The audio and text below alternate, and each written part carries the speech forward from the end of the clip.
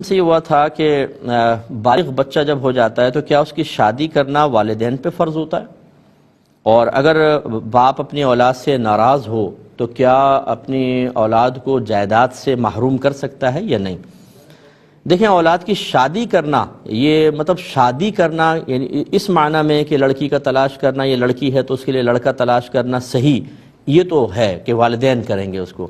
لیکن اس کا پورا خرچہ کرنا اور دنیا کے تمام تقاضے پورے کرنا یہ ماں باپ پہ واجب نہیں ہے۔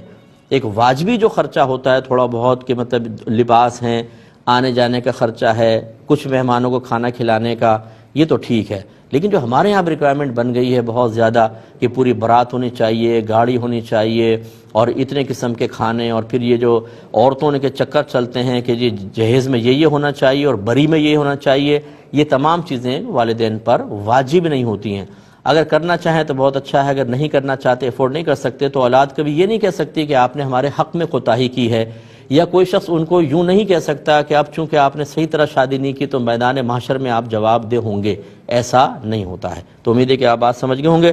اور دوسرا جو ہے، یہ اچھی طرح یاد رکھیں کہ اگر اولاد کتنی بھی نافرمان کیوں نہ ہو، ماں باپ اپنی اولاد سے کتنا ہی ناراض کیوں نہ ہو، اگر والد صاحب کوئی جائیداد چھوڑ کے مریں گے تو بہرحال اس کو حصہ ملے گا،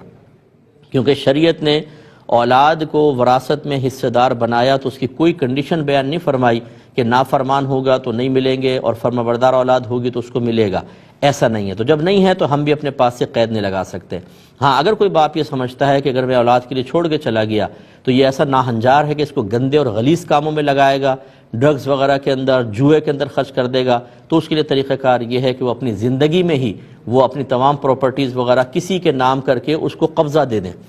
تو ان کی ملکیت سے نکل کر اس کے پاس چلی جائے گی، قبضہ دینا ضروری ہے کہ تصرف آپ بیچیں، ہبہ کریں، تحفتاً دیں، کرائے پہ چڑھائیں، پورا اختیار بھی دے دیں، تو اس شخص کی ملکیت سے وہ چیز نکل جائے گی اور اب وہ وارث نہیں بنے گا۔ لیکن اگر اپنے پاس رکھا اور وصیتیں کرتے رہے، میرے مرنے کے بعد اس کو نہ دینا، سارا ان کو دے دینا، آپ کی وصیت کا کوئی اعتبار نہیں، وہ وارث بنے گا۔ ایک کالر ہمارے ساتھ ہیں۔